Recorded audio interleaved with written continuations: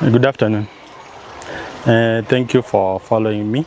For those who have been with me since the beginning of this journey, I know you understand my takes on different aspects of life, from education to other things like politics. So today I want to touch on a very specific issue that I've seen over the few days. When I was watching news in the last few days, as you know, the grade 10 students are going back to school, and many of them are complaining that they may not manage to go to school because of lack of school fees. School fees has been accelerated, and many people find it difficult to manage to get that fees. So as much as many people have gone to school, others cannot manage because of the requirements that are set by the government. However, there's another very special class of students who have been affected by it too. There are those students who completed grade 9 and now they are transitioning to grade 10. However, instead of now transitioning to grade 10, they are forced to stay at home, or they are forced to do menial jobs to cater for their needs and the needs of their parents. Now, this brings me back to what a life of a child means. A child is born, and when the child is born, the child becomes the responsibility of the parents to take care of the child. The parent's duty to maintain a child includes providing the necessary support to ensure that the child has an adequate living standard. This includes providing food, clothing, shelter, healthcare, education, and any other necessary goods that the child needs in order to have a proper living standard. This is provided for under Section 3 of the Maintenance Act. Some parents take care of their children from birth even to the time when they are well settled. You find that the child can take care of themselves. That is when the parents release the child to the world. Other parents bring up the child to this world and they release them to the world even before they arrive. Now, looking back to my story from where I began, I have talked about how some children now are being forced to do menial jobs. I have seen some going to mjengo to do mjengo so that they can have jobs. Others, they are ladies, they are going to wash clothes, wanakuwa mamafua, so that they can get something to survive, and so that they can collect some money, maybe to enable them to go to school. And when you listen to their stories, they say, I'm doing this job so that I can maybe chant my path towards getting some money. Others are saying that I'm getting this money so that I can help my parents and so that I can help my siblings too. So this now brings me to the case of black tax. What is black tax? Black tax is the money that is asked from the children, willingly or unwillingly, by the parents, so that now they can survive, they can live a life that they never managed to achieve. What do I mean by saying that? What I mean is, you find that a parent gave birth to children, they did not even manage to give them a life, a better celebrating. That child was taken to public school where even education was not quality, was just very substandard, and that the child was taken there not because it was necessary or not because the school was good enough, but because there were no other options. So when this child becomes of age or becomes able to tackle life, this child goes now to work so that they can cater for their parents and their children. Is it okay for a child who has not even completed Form 4, who has not completed tertiary education in the university or colleges, to take care of their parents? That's a question to remain to be asked, and I would like to know what your thought is. What are the effects of black tax? Black tax has crawled into the lives of our African parents in a very, very slow manner, and it has become implanted into many parents such that they feel they are entitled to what their children get. You find that after Form 4, after colleges, You find that a child now starts life, you are getting paid, let's say you have been employed to get paid for around 15,000 or 20,000 in Kenyan money. And then now the parents is requiring you to cater for their needs, to buy them the best clothes they can ever have, to build them houses, to buy them a car, to keep them alive, a life that they have never even given you. Even some parents even go to the extent of telling a child to do anything possible so that they can cater for the needs of the parents. I was listening to a clip of one Kenyan in Germany from abroad. She said that she has just had a Kenyan screaming on the streets, saying that the people from back home, they have been calling relentlessly, asking for money. And this is person who may be struggling in the Germany. You find that as much as they are there, and we hear stories of that, the life is good there, this person is not capable of even managing their life, even a good life there. But when we are back here, we imagine that those people are living the best of their lives, and maybe now we want to get a piece of that cake, so we try to force them to send us as much as they can. We black tax itafanya watu wapasuke kichwa huku. Nakwambia saa hii tu nimetoka kusikia conversation ya Mkenya amepiga nduru mpaka wazungu walikuwa nadhani ni mwenda wazimu.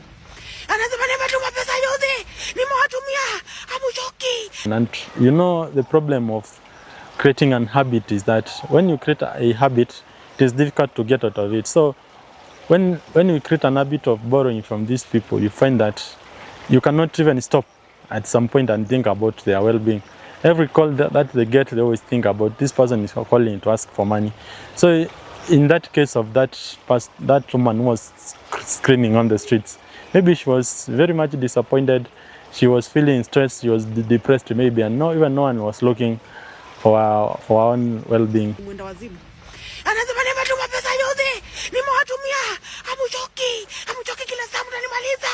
Sai, alafu makamasi inatoka hivi, nimechoka, nimewatumia, mnatakaje? Alafu amegonganisha simu kwa nini kwa ukuta. What they all need was the money she can give.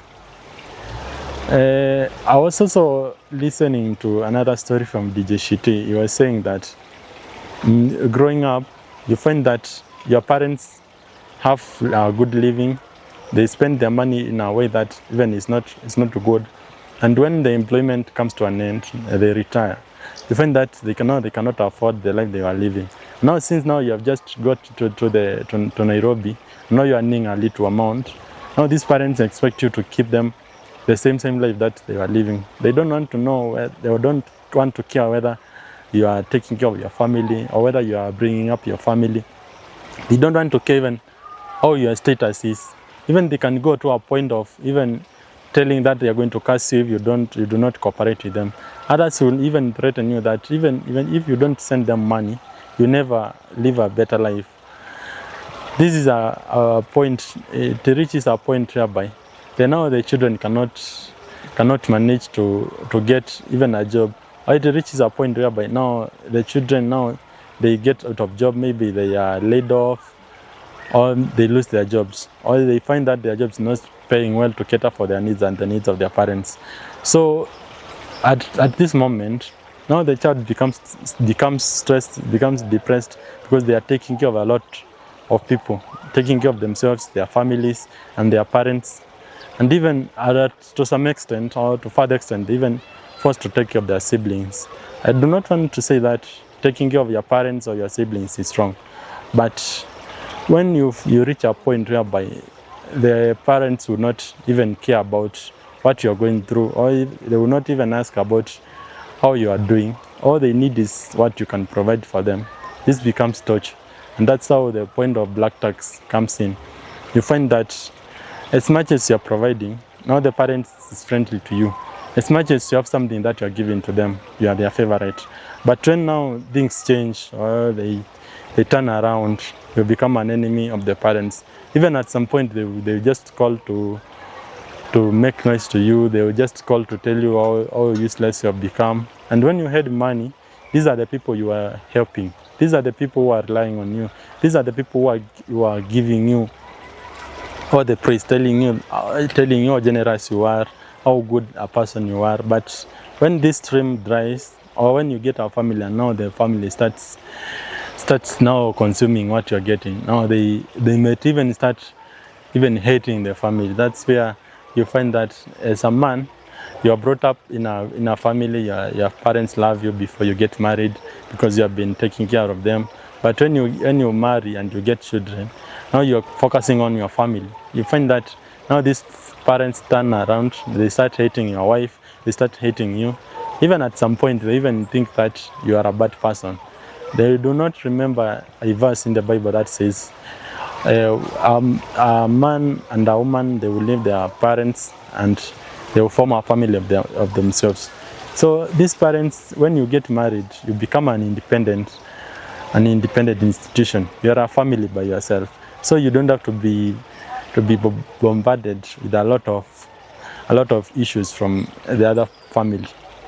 This one, I'm not encouraging anyone to ditch their parents. I'm not encouraging anyone not to take care of their parents. Taking care of your parents is one form of a source of blessings, because when your parents are comfortable, when your parents are happy, even your sources of income will be better. Even your life will turn out to be better. Take care of your parents, but you should know the limits. You should not put all the money into them, giving them the life that they never gave you, or even making them live even better than even you are living at the moment. Because the moment that chance elapses, and now you cannot make that amount again, or when the time elapses and now you have to take care of your family, you never made any savings, you don't know any amount to take care of you when you are aging. That is the time now when it comes back to you. Now you start reasoning, start remembering how you are taking care of other people, but no one took care of you. So dear Kenyans and dear people of Africa, what I'm telling you is, take care of your parents, but do not go to an extent of sacrificing yourself. The same, let me send this message to the parents and the siblings who over-rely on their siblings to take care of them. Do not make your children regret in the future. Do not make your children to live a life that is not worthy what they are working for. Do not make your children to live a dilapidated life so that they can take care of you. Some children are struggling a lot. Others are even going to an extent of living below how they should live or below their means so that they can take care of you. That is not right. Let the children grow in the right way. Let them take care of their families. Let them bring up their families in a way that their children are going to be happy and they are going to be well taken care of. Do not take everything that they have in the name of they are giving back to you. You took care of them, now they have to take care of you. It is your duty as a parent to take care of your children. So make sure that your children are happy, make sure they are fulfilled, and do not make them to be your bank. Do not make them to be your only source of income. If you are working and your children start working, do not leave your job unless now you become of age and now you are retiring. Do not leave your job and now start depending on your children. Let your children even bring their families. The way you are allowed by your parents to bring up your families, let your children also do the same. And do not make your children live in a way that when now they become of age and their children start earning, they are going to start now relying on them for their income. Because when this cycle repeats itself, I don't know how we are going to get out of it as Africa. And as an African people, we need to find a way of self-sufficiency where everyone is self-sufficient and we do not have to rely on anyone, either your siblings, people from abroad, or even international organization to give us help so that we can survive. As an Africa, we are sufficient, and we should hold ourselves in the highest standards possible, so that as much as we are living, we do not always beg, but we should live in a dignified manner.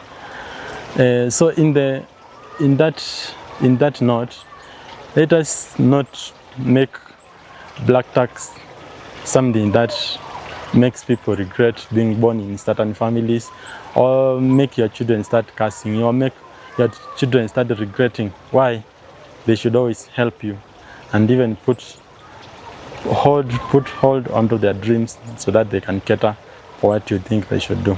I was reading on how black tax affects people. You know, when people are affected or when people feel cornered, the only way they find peace is by talking about it. Others, we call it venting. So I went to TikTok to look on what people are saying about black tax. And it is very devastating to see how people feel that the burden that comes with being the only child in our family that is not well off. And now you are given all the burden that the parents should be carrying. I was reading one of the posts, and I will be posting some of these tweets. But one said that there are 5 things that you can do to save money this year. And one of them is stop taking other people's emergencies as yours. Not anyone's emergency should turn to be yours. When someone has an emergency, that is the emergency. That is their problem. And assuming that you are not there, those people will find another way of surviving those emergencies. So don't take the emergencies so serious. Unless you have money to spare, now you can help them. Again, you cut on your black tax. As you know, we have talked about black tax. You know what black tax is. So try to cut as much as you can on black tax.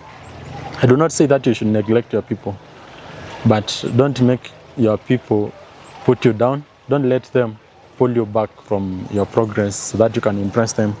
They said also it is okay to say it is too expensive. You don't have to buy anything so that you impress people.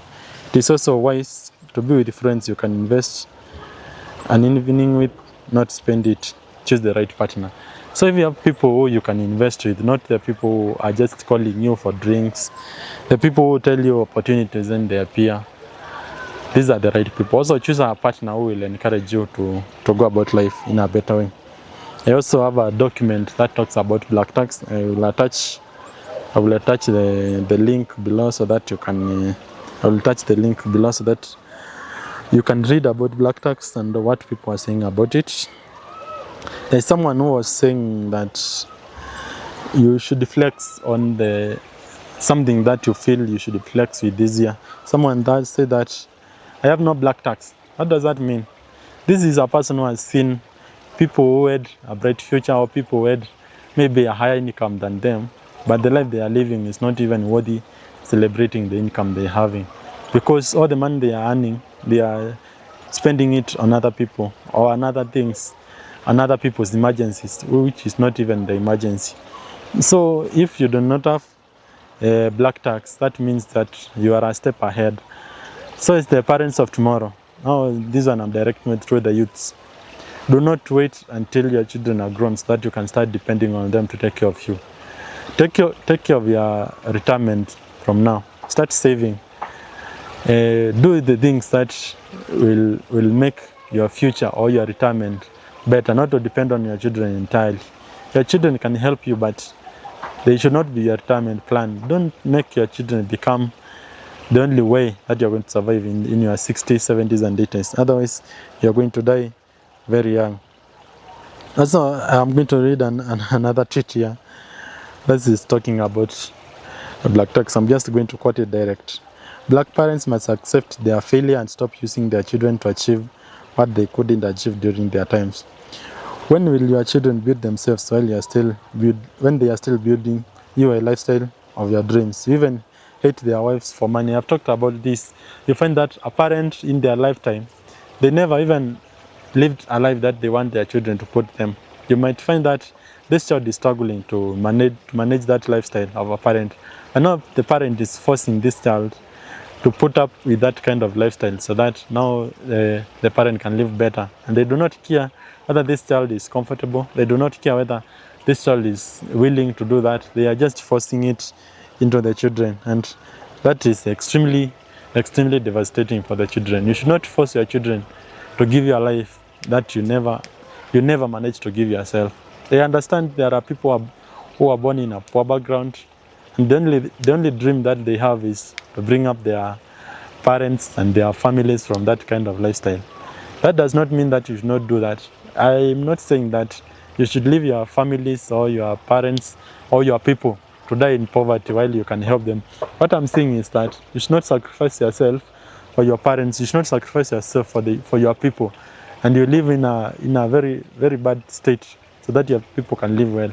Because let's assume today you're helping all your people, they are living the best of their lives.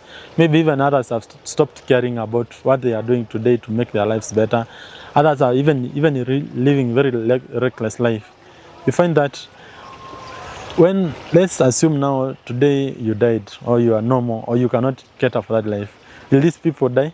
No, these people are going to move on. They are going even to forget that you are there, and they are going to start saying all manner of things, saying how you did not even manage your money well, or you did not even think about your future. They are going to say everything that they can to make you look bad, and yet everything that you did, you are doing to impress them, you are doing to make their life better. So take care of yourself first before you think about taking care of other people. Taking care of yourself means that you're giving yourself a better life, you're giving your families, your children a better life, and that your future. You will not be reliant on your children, that your children are going to have a very independent life. They're going to run their ways better, and even when they come back crying to you, you'll have so many ways of helping them. Not just when their children come back to you, you're telling them, I'm going to pray for you, or that is the devil who is haunting you. And now you're telling them, they should go and drink anointing oil and making pastors rich. Now that I touched on that point of pastors, that is another thing that looks like black tax. You find that a pastor built a church, and that church has been sustained by the congregation, and now the pastor has turned the church into business. You find that even to the poorest of the poorest, they are saying that you should deserve so that you give offering, and God is going to give you a better life. Why can't you, as a pastor, pray to God to give you that better life and help those people who are poor in your church? Stop making poor people become poorer by taking what they have. Help them, give them a way to reason out things. Now, there are pastors who are also very wise. Some are telling you now how you should invest in yourself, and before even they finish their sermon, now they tell you, now I have to pray for you, and now you are going to make your investment. And this investment that you're going to make next is going to do well as long as you're going to give an offering. Now that I do not have an investment now that I do not have any kind of stable source of income now, how are you imagining, how are you expecting me to have that amount now I'm going to give you so that my income can be better? These ideas that you're giving me now, why can't you work on them and have a better life for yourself?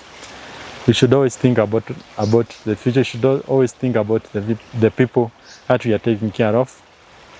As a church, you are the hideout for many people who are running away from trouble. So don't make their life a hell on earth. Make their life better. Pray with them.